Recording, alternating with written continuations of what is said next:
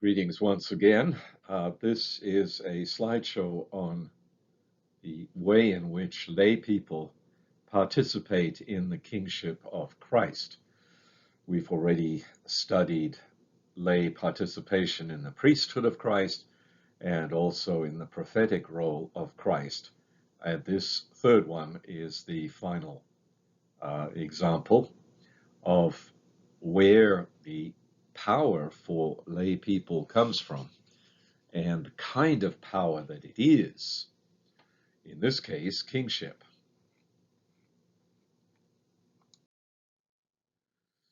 Now, if we talk about kingship, we're talking about actually having sovereign power over us.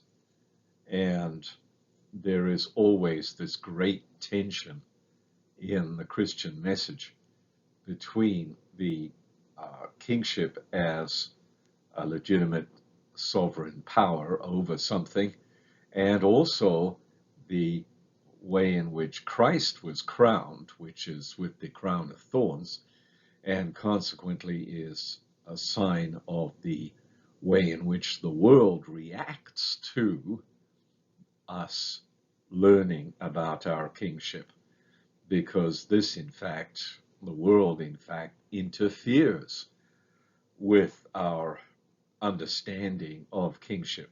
We see all kinds of examples, bad examples of power around us and abuse of power.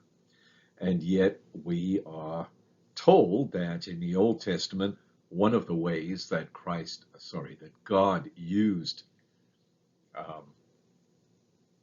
the earthly structure of state and so on was as a way of reaching out to his people.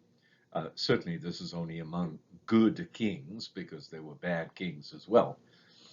And this simply continued in the New Testament, fulfilled in Christ, who is the king, but who brings to light this tension with the suffering of the true king.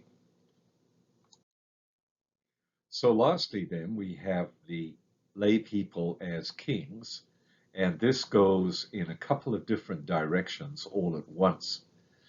First of all, because of what lay people learn from Christ's message and also the subsequent teaching of the church, lay people need to learn how to be kings over their own souls and bodies. So the way St. Augustine presented it was to say that the soul becomes king of the body. In other words, the body just doesn't do whatever it likes and indulge in whatever it likes, but in fact the soul becomes the spiritual ruler of the body, in other words, using the body for the right purposes.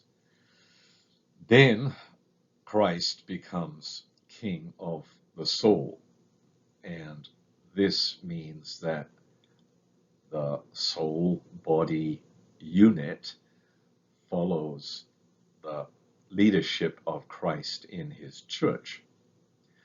Now, that being said, lay people don't simply do that, but in fact go on to express Christ's kingship in the world, which is that kind of awkward representation to the right there with the green set of brackets and the